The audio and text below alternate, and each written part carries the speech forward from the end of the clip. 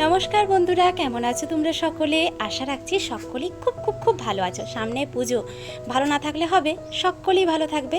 তা চলো, আজকে যেটা দেখাবো যে অনেকে তো এখন ঘর গোছায়, ঘরকে খুব সুন্দর করে সাজাচ্ছ পুজোর আগে। আমি মনে করছি ঘরে যদি কোনো ইনডোর প্ল্যান্ট রাখো কতটা ভালো হবে, পজিটিভ ভাইবস আসবে এবং দেখতে পুরো অরিজিনাল লাগবে এবং খুব সুন্দর লাগবে। এই ইনডোর প্ল্যান্টের মধ্যে আমার ছাদ বাগানে এখন আছে এই যে দেখো ছোট্ট কামিনী গাছটি, এই যে মিনি কামিনী গাছটি তোমরা দেখতে পাচ্ছ। এটা দেখেছো কত ছোট্ট একটা টবে বসে আছে। এটি যদি কোনো একটা সাইডে তোমরা রাখো এবং দেখো কত ভরে গেছে, মানে পাতাগুলো এত সুন্দর, ছোট্ট ছোট্ট পাতা এবং গোল হয়ে আছে। ভারীর জন্য বেশিক্ষণ ধরে রাখতে পারছি না।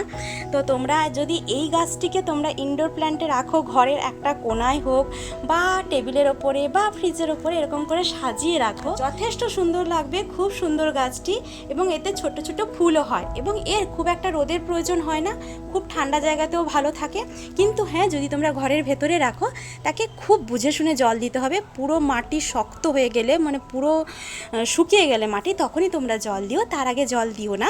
আর এই গাছটি তোমরা নিয়ে রাখতে পারো, খুব সুন্দর এবং গোল হয়ে ঝাঁকড়া হয়ে থাকে। তোমাদের জন্য কিন্তু এই গাছটি আমি প্ল্যানে বললাম দুর্গাপুজোর সময় বাড়িতে রাখতেই পারো।